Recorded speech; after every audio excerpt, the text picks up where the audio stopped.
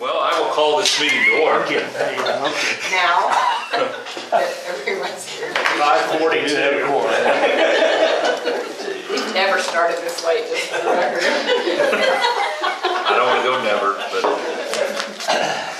we'll start with the consent agenda. All the following items which concern reports and items of a routine nature normally approved at AHA meetings will be approved by one vote unless any trustee desires to have a separate vote on any or all of these items.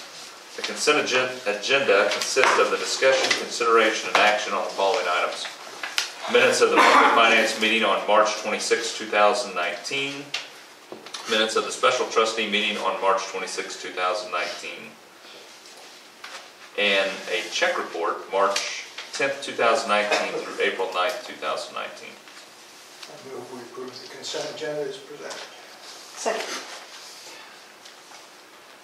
Have a motion by Dr. Brown, a second by Alice Simon to approve the consent agenda as it is presented. Roll call vote, please. Casper? Yes. Simon? Yes. Brown? Yes. Ward? Yes. Next is the CEO's report. Candace? All right, well, you can see we've hired a few new employees across all three facilities.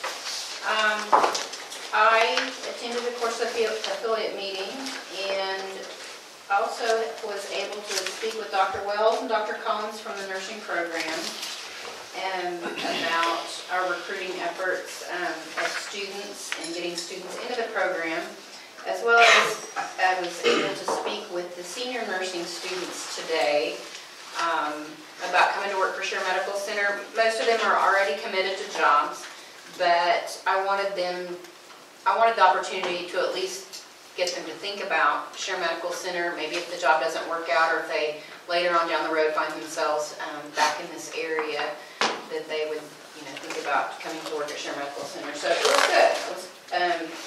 We had one student that was interested maybe in PRN work, and then I think we are going to be able to at least get one student from that program. So pretty excited about that. Other than that, really honestly, it's just the same old, nothing new in the recruiting area. No new applications received. Again, we have two in a couple of weeks that we're going to talk to, and then hopefully another couple in May. So that's really just really kind of all that we have. The last thing on there, the letters regarding Dr. Lawrence's practice will be going out. Should they be going out tomorrow, in the mail tomorrow? They'll be delivered to the post office tomorrow, so patients will start getting those letters in the next few days. Anybody have any questions? Looks like upfront collections has been good again. Again, just about what it was last time. Good job. Makes a huge difference, and we are working harder on getting the upfront collections in the clinics, as well as collecting those outstanding balances that those patients have when they present, trying to collect more of that money up front. Any questions?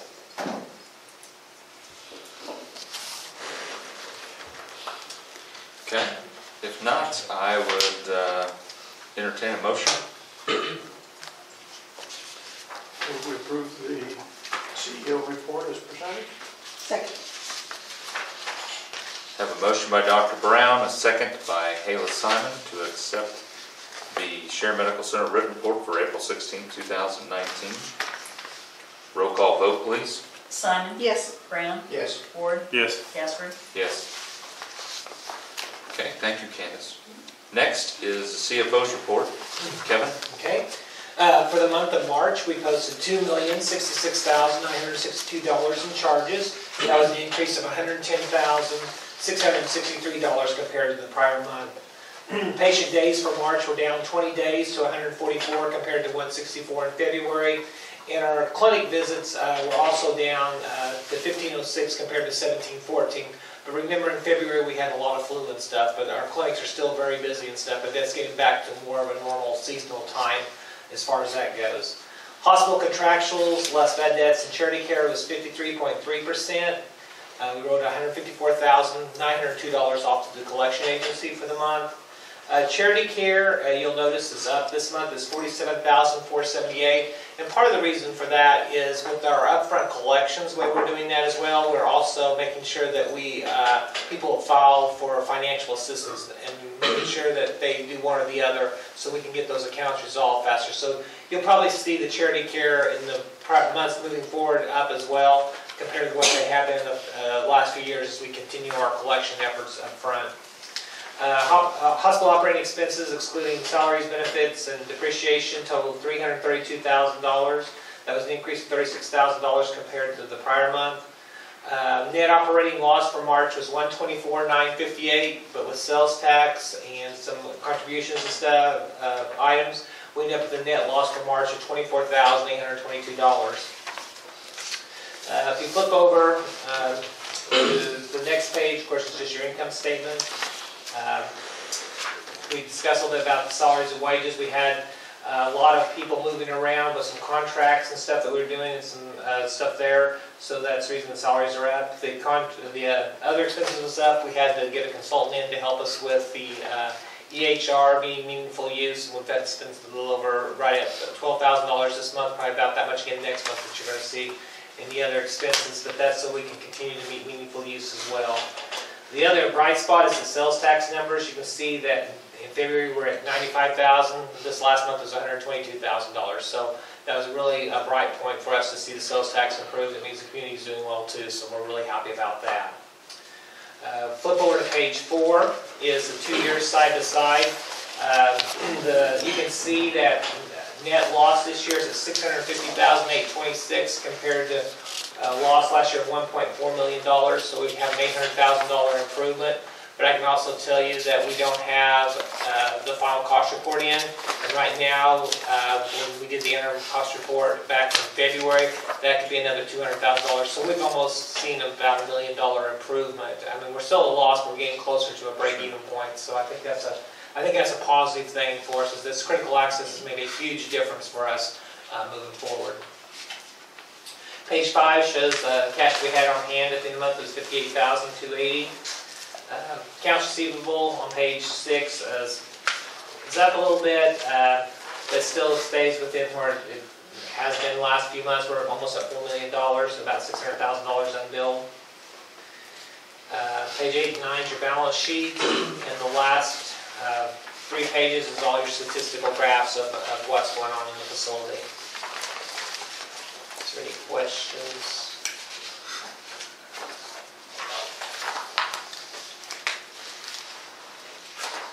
Kelly, have you guys talked about the increase in sales tax at the city council?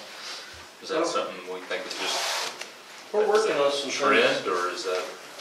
Well, it's a good trend. We're levels that we haven't seen since 2015-16. We're working on some things to help, spur the local economy. We haven't. I mean, so far it's just been talk. We haven't really implemented anything yet. So I mean, there may be a good buzz going around on that, but there's quite a bit of quiet economic development stuff going on, and maybe that's having some impact as well. Sales tax numbers also are going to be impacted by use tax. So use tax has been up, and that's the sales tax on internet sales tax, or anybody's got an access in the state, that kind of stuff. Anybody have any questions for Kevin? And Kevin, I know you said that that's been filed. When did you think we would receive that? Probably, I'm going to assume that we'll get a letter from probably mid-May and probably in early June. We'll see some of that money's coming to us. I don't think we'll see the full amount, because they'll probably hold some of it back just in case they think they've overpaid us. I mean, Medicare's not always good about paying us all up front until they get the final full year end. So we did that one. Will we file another one, or just wait for our year? We'll wait for our year end at that point in time. Okay. All right. Any other questions? If not, thank you. There's nothing to report from the medical staff, and they did not meet. So next is Quappy. Okay, we met I guess it was last week. Everything actually was exactly what we had planned on. We really talked about getting ready for our next survey. We went through, made sure there were several departments that we were at 100%, so they had to develop new initiatives for this next upcoming year. And actually, we're going to have a meeting tomorrow, and all those departments that had met all their initiatives will be bringing a new initiative that we'll be implementing for the next upcoming year. Like I said, some of the tasks that we looked at, one of our tasks is the urgent care. Do we see the patients within an hour? We want at least a 90% threshold. We've been running about 95% that they get seen and are out there within an hour. I think that's a good thing for you guys to know that that's something that we do monitor. And even when we were busy with the flu, I think the lowest we got down was 93% in February. So we're definitely meeting that threshold. I think something else here that was a big one for us, with IT, we looked through that. We also have physician scorecards, so we keep track, and that will be implemented. And that's something we take to medical staff, and when they get re-credentialed, they'll have whether they've done their charts, have that blood utilization, HIPAA, patient complaints, and all that. So that's the other things that we look at for you guys, and that will be part of their package and whenever they apply for re-credentialing as well. The other big thing was in HR, we got everybody's job description done, and everybody signed off to it, so everybody's got a new job description based upon their actual job functions that's there. I think talk about utilization review. There's a lot that goes through this committee. Talk about safety issues, all the safety stuff comes through there. Disaster preparedness, that's a big deal. We talked about all that as well. Infection control. There's just a lot of different things that go through there. But anyway, everything met criteria. We're just getting new initiatives and getting ready for our survey coming up sometime between now and probably July. We don't know for sure. It's just a random one, but we're preparing for it. Okay. Any questions about Quappy? If not, thank you. Next, improvement to patient care. There's a list of validations. All of them look compliant. There's one that's not used by the hospital anymore. So, anything else that needs to be added to that? Okay. Okay, next is the Shared Convalescent Home Report. Okay, Christy and I attended the Leading Age Annual Conference in Midwest City. That's a 2-day meeting, and we learned a lot of scary things on the first day. The second day was better for me, but I think Christy got overwhelmed on her second day, and I said, well, that's too bad. But the meeting's always very informative, and they always give us a heads up on what's coming up and what we need to be working on. Tammy Mustard, and I apologize, I must have got interrupted when I was doing this, so I just left on the meeting. But Tammy Mustard provided first aid in service to all the staff. That is something that we have to do. We also reviewed updated policies and procedures for abuse, and Brian Miller came and did our fire safety. Housekeepers are trying to go around, wash windows, spring cleaning, baseboards. I seen them today doing baseboards. They're trying to, spiff up for spring cleaning. The resident that works out in the garden, he's been out in the garden when it's been nice, and he's working on that, wanting to plant right now. We had 7 or 8 residents go to Senior Olympics, and we won 2 medals. And the residents painted birdhouses. We have Zumba on Fridays in the lobby. If y'all need some exercise, come by. It's pretty thrilling. And we still have Delta Zeta. Now I'm telling you, I participated. Now I don't sit in the wheelchair, but I participated, and it's pretty. Got short of breath, did you? No, I didn't get short of breath, but I was sore the next day. Well, the arms, because, when you get older, it's hard to lift your arms that high. Anyway, you'll find out. Delta Sorority Ladies Club was last week, and all the ladies got their nails painted. The finances, our census is down from February. We're still at 53, however, I probably want to stay there for a little bit. Our skilled nursing days decreased in March to 217 from 279. So we still have quite a few skilled residents. We're quite a bit down for that in April. The people went home, moved on, went to long-term care. Staffing continues to be a challenge on day shift and evening shift. However, we have hired, I know this only says 3 for nursing, but I know we have applications and the process is going for at least 4 more. 3 of those were CNAs, which we desperately needed. We've hired one in dietary, and she's working out really well. We unexpectedly, Casey Burton has changed her full-time status. She's an LPN. She's going to be moving after school, so we'll be down another LPN. And after much thought, Luann Corson submitted her resignation. And we'll miss her knowledge, compassion, and loyalty. She said it's time to spend time with her grandkids, so that's what she's doing. And great-grandkids. Housekeeping has 2 positions available. However, I think we filled those this week. Dietary, I think, is looking for 1 PRN to maybe share to get through vacation season. We are constantly working on policies and procedures. Those are huge for all the changes in the requirements of participation. Leading Age has been a great help. They have tools, toolkits over all of the regulation changes. So those are very helpful. And I just want to thank all the staff for their hard work. You know, they work hard and they try to do the best they can. For money, the operating cash balance for March was $24,659. Convalescent home accounts receivable balance of $712,000. That increased $47,000. And I believe Tanya and Kevin talked about that. Some of that had been paid in April at that point, whenever we talked about that.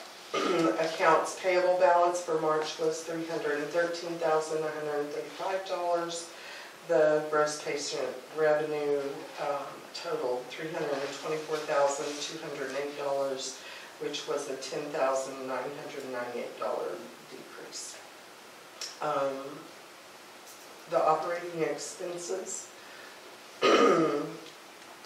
totaled $129,561, a decrease of $43,544. Was that agency, Kevin, do you think? Part of the agency, so not all that was, but. Okay. Convalescent home salaries and wages for March totaled $129,520, which was an increase of almost $7,000. The net operating income for March was $12,587. The net income was $12,596. On page 2, you can see that at least we made a little this month. Year to date, it's quite a bit different. When I was looking at this today, I noticed year to date on other expenses, which I believe is the agency for 2019, we're at $809,000, which most of that probably is going to be agency, compared to $695,627. That's huge. It's really big. So for the end of the year, so far, year to date, we have a profit of $3,465. Our numbers are still good. We have potential for, some new admissions. We'll see how that goes. Any questions?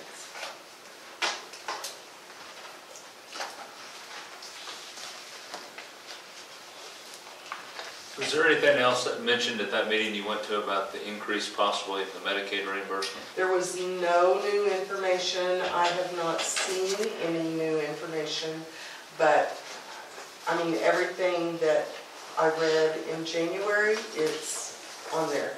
What I think they're waiting for is they're redoing the Focus on Excellence revamp for quality measures. They're going to tie that in. They're going to be spending more money on staffing because they're changing the staffing ratios. So that money will be tied to expenses you're going to have in order to get that money. You know how the government is. To get this money, you're going to have to spend it on this. So they had something on the news this week about 2 additional Senate bills or House bills that are being proposed that would help. Is that all the same thing? Possibly connected to that. There's actually about 4, but okay. two are more, in my opinion, positive than the other 2. Okay. And I can't, I can tell you what they were, but I can't. All right. Well, I'd read something or heard something about $23 possibly additional. Yes. Per Medicaid. Day. Right, so the private pay, that would not include Okay. that. We are in the process of doing our Focus on Excellence surveys for residents, families, and employees. In January, we did just impromptu employee surveys so we could maybe identify some things we could work on. But the Focus on Excellence surveys actually help us maybe get a little bit more money. It's on a 5-point scale, so that is worth so many points. Okay. It's all complicated. I'll show it to you one day. All right. Any other questions for Rita? If not, Rita, thank you. Next, homestead report, Kelly. Homestead has seen a pretty good reduction in occupancy over the past few months. And, it seems more than it really is. Our year-to-date numbers are pretty comparable to what they've been in years past and what they were last year, but our comparisons month to month from last year is quite a bit of difference. In March, we averaged 39.9 paid nights, and that was 72.5% occupied. That is roughly 15% down versus March 2018, and that's about 7 residents per night less than what we were in 2018. At the end of March, we had 41 residents occupying 41 apartments, included 1 SMC provider, medical staff provider, as well as 4 contract staff for the hospital. At the end of the month, we did have 2 residents on an unoccupied status. At the time I prepared the report, the plans were for them to come back, and at this time, one of them will be coming back, but the other one will not. We continue to have pretty good participation in activities, even though our occupancy has been decreased. We had an increase in the number of rides we gave to residents last month. Had an increase in the number of loads of laundry versus February as well. And we had an overall decrease, though, in the number of expanded services offered. And I'm going to say most of that was going to be because 2 of the residents that moved out had been receiving those expanded services. And so, but the regular encountered by residents was down kind of, consistent with what we'd expect with our occupancy going down. Did have one new hire, Jennifer Reed, has gone to work in the cafe, and then once we got into April, we hired, can't remember, Becca, can't remember her last name, but she's gone to work in the cafe as well. We got a lot of projects going on right now. We're hopefully within the next 2 weeks going to wrap up the major renovation on apartment A6, where we're putting the ceiling lift and track system in, as well as the walk-in bathtub. We've started work on the walk-in cooler and freezer project, and it's got a delivery date of May 6th. We will be next week recarpeting the office, both the receptionist office and director office. And those will be the last 2 areas of the building that we've got flooring scheduled outside of the resident apartments. And so we're looking forward to that.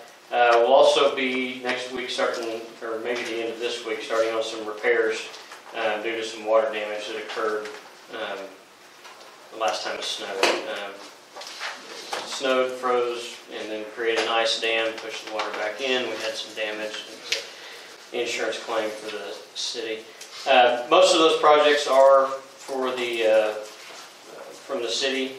The apartment renovation is a grant we received, and we also Thursday will be scheduled kind of a picture. We're going to be accepting a $5,000 gift for lobby furniture. So that's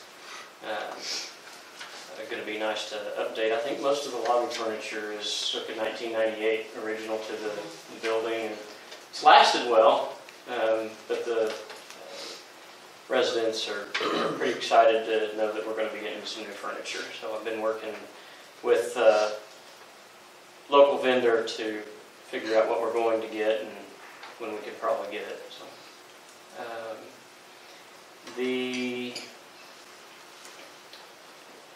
we do have movement on the pond. So Creatures in there or what? Do we need to stock it? Hold off on that. Alligator or what? You don't need to hold your breath in the pond, and I don't suggest you hold your breath on the pond either. Okay. But we do have movement on getting that liner put in and filling it with water, making sure it holds water, filling it with fish. So we've had inquiries picked up in the month of March and have continued to stay up in the month of April. I had one resident moving in today. I have 3 reservation deposits on the new apartment that's yet to be, or the remodeled apartment that's yet to be completed. So I have a waiting list too deep, and it was desired enough that they put their money down. So I see that as nothing but positive. Both of the parties that have put money down on that apartment are moving into other apartments in the meantime. So should be by the end of April. Well, we're halfway through. Maybe by the end of April we'll have all of them in. We are working on a pass-through project with one of the residents to do some bathroom modifications prior to their arrival. But like I said, that's pass-through. They'll pay for the expenses related to those modifications, and then they'll leave it when they leave the apartment. They'll leave the modifications. I do want to, in addition to a knockout meatloaf, Karen Campbell did an excellent job with the dietary budget in the month of March. We were probably the lowest number we've had all year, and it was about a 25% decrease in expenses from February to March. And remember, February only had 28 days. So we did have almost a 14% increase in the number of meals as well. So that decrease in spending was even with providing well more meals. That was largely for some inventory management that she and her staff participated in, and so that was, and then pretty heavily scrutinizing what they did purchase when they purchased. So it was a good month business-wise. Despite the decrease in occupancy, our revenue continues to be good. We had $72,945 in inpatient or resident and meal revenue. We had operating expenses of $52,410, and so we had a net operating income of $20,535. The revenue was down versus March 2018 by about $11,000, but our expenses were down by about $18,000. And so our net income versus last year in March was up about $7,000. Year to date, revenue's up, expenses are down, and our net income is about $71,000 improved over last year, year to date. Happy to answer any questions there may be. So maybe we need to open a full-blown restaurant? We've got a good thing. We've got a good thing going. I had we host meetings from time to time for different groups, and we had a group out there a week or two ago, and one of the meeting goers just stopped in the middle of the meeting as she was eating her hamburger and says, "I just got to say, this is the best hamburger in town." We've got a pretty good thing going out there with our meal program, so people really are excited to invite their guests out and things like that, and not to mention if you end up in Woods County Jail, you're going to get a good couple of meals. People don't want to go to jail now. Does the city jail do the same thing? It is a city jail. Okay, so, It's the same. all right, maybe revenue income stream. All right, thank you, Kelly. How about the foundation? Anything from the foundation? We had an excellent donor and volunteer appreciation dinner last Tuesday evening. Roughly 55 attendees, and again, our staff. This is one of those things where we are excited that our staff are able to cater that meal with the help of our consultant, and it was a good meal, a great meal, and we don't have a lot of program or anything that along with this other than Candace and I stand up and let everybody know what's going on with the medical center and the foundation, and basically say thanks for everything that our volunteers do, everything that our donors do to help us help the medical center. So it was a good evening, and I'll get you guys a copy of the annual report that was handed out. So. Okay, any questions? None. Thank you, Kelly. Next is St. Anthony's report. Okay. Bridget? I shared with the finance meeting today that we have entered into a letter of intent with Harper County in Buffalo to do some due diligence with the intent to move into a management agreement. They have reached out to us a couple of months ago as they're kind of exploring their options, so I just wanted to let y'all know that we will be engaging with them over the next 90 days to decide how they want to move forward. We also will be taking over El Reno starting May 1st. I think I shared with y'all once before that Mercy had decided to shut their inpatient beds down as well as their ER. And so the city reached out to SSM to see if we would be interested in keeping emergency services in the community.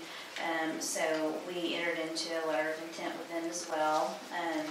They signed all the papers really less than 30 days ago, and were taken over May 1st. So they've been mobilizing pretty quick over the last 30 days. So we're excited about that. The State Department of Health is allowing us to use the current building and use it just in the standalone ED model under our license while we work to conjoin with the city to build a new building, which will be right there on I-40. So we have 2 years to get that planned and built for the community. So it's within 35 miles of our campus, so we were able to open it just like our other health flexes. So we ran exactly the same as those. But it is our first kind of rural health flex model per se. So, but we're excited about that.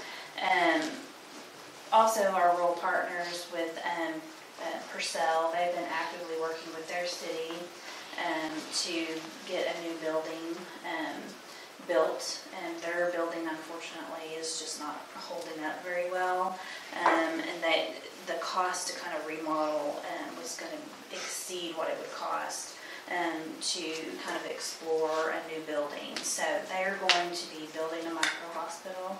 I think they have publicly announced, I think, where the land is going to be. It'll be, again, on the 35 corridor. And that seems to be the market trend to build on the interstate. So that's exciting news for them. I think we've discussed before that some of the rural PPS hospitals are really going to struggle in the future if they don't have volumes. Paul's Valley Hospital did shut down, and that has tremendously helped their bottom line because a lot of those folks are coming over to Purcell. They're 20 miles apart.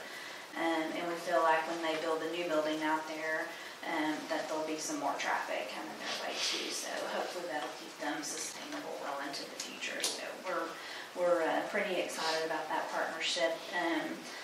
The intent with that is to have a management agreement so that we can share services to help them keep the micro hospital efficient. So I think the last thing is telemedicine update. We are sending in our USDA letter.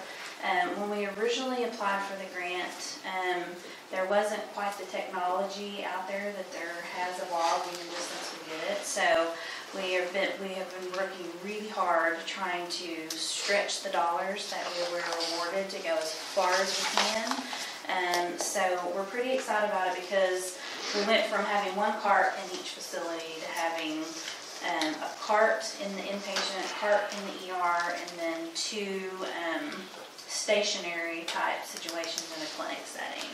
So each hospital basically will have 4 endpoints for telemedicine. So we're super excited about that. So that's definitely stretching our dollars a lot further, so it'll be easier. The equipment, it'll help the equipment last a lot longer too, because they can contest that the more you move that stuff around and bang it around, and some of the pieces of equipment are like $4,500, and when you break a lot of those, it's not easy to replace them. So basically what we're kind of thinking is that we've got kind of 2 scenarios with telemedicine. We've got the inpatient model and we have the specialist model, which will be done on the outpatient side. We have a very large upgrade coming with Epic in August. So probably the specialist piece of it will not be pushed out until September. But because we have so many problems with our telehospitalist program because of aging equipment and the technology behind the software, that we're going to go ahead and build the carts and get those pushed out into the telehospitalist program. And I hadn't even heard that, Candace and them, because we literally just made that decision the other day, because we've kind of been holding that program together as much as we could, trying to bridge that gap, and it's getting more and more difficult every day. So we'll be using some software that's cloud-based instead of this point-to-point. So it gives the doctors mobility. They can use their iPads, they can work from their home. Right now they have to literally go to, there's like 3 designated places, and no matter where they're at, they have to travel to that place to perform the service. So it's going to look and feel a lot different.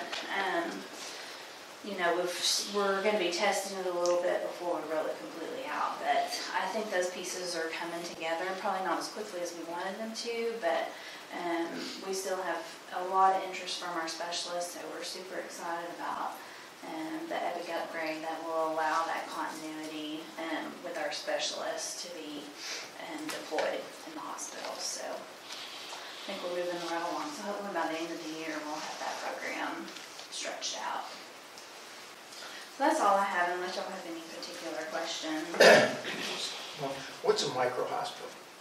It's basically a hospital that has just a few beds in it. So they're gonna have 8 to 10 beds. I think they settled on 8 in the final plans. I think most of y'all are aware that most rural hospitals don't have an average daily census that's over 8 or 10 anyway. So it really is just utilizing the space the most efficient way possible. Their hospital kind of was built in different times and sections, and so they've got people spread from here to there. So in the micro hospital, well, actually the beds for the inpatient are more like over here, and the ER is like here. So you have a central nurses station, and so you utilize all of those functions right there, which cuts down a lot on personnel, which is definitely your heaviest cost. And so they're very efficient mini hospitals, more or less. So how would you qualify the one, yours, that's up at on Memorial? Ours is a freestanding emergency room. That's all that is an emergency room? That's right, yes. We have 4 campuses that are healthplexes. That'll be the 5th one. And those were, our original strategy on those were built because of our location in Oklahoma City. And so they wanted to, reach out and grab, people in different areas. And so that was really the philosophy behind those, that the folks would come to our hospital when they needed, the acute services. And all of them were within 35 miles of the hospital, So when that one was built, it was like the only thing right there. yeah. But now, that's just all, boom.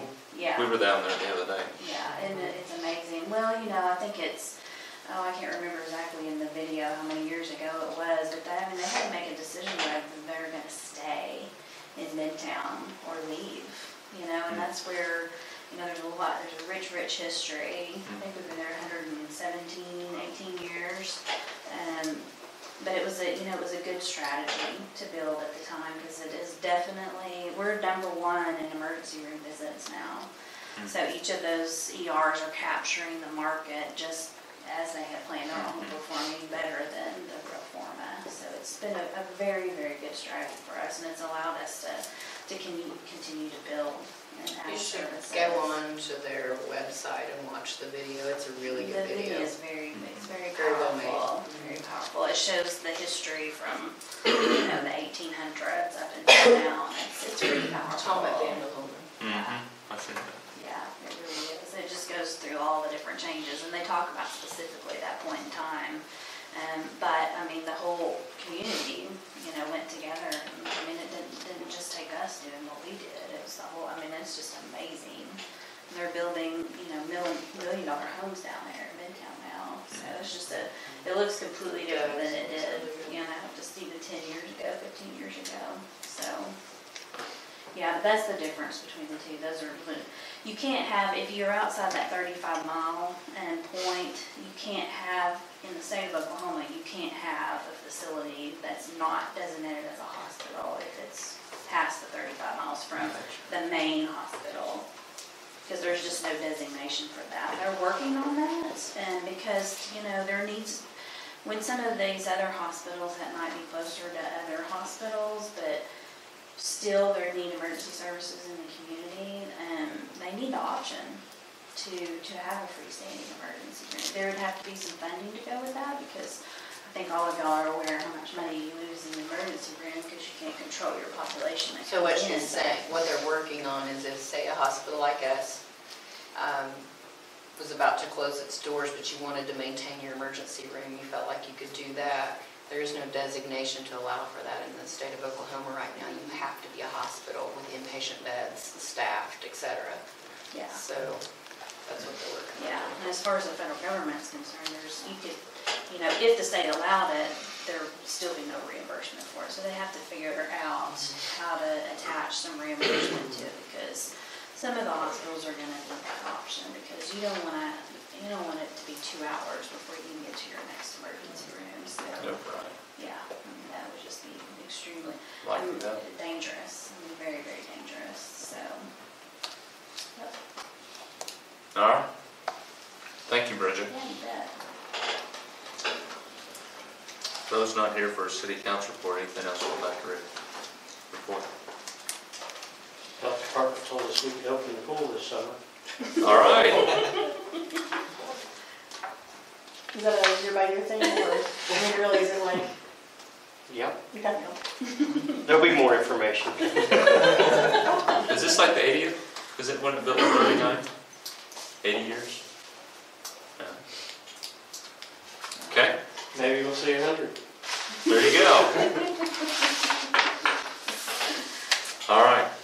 I do not have anything else to report. No other items of new business, so we are adjourned. Just remember that next month is the 20th.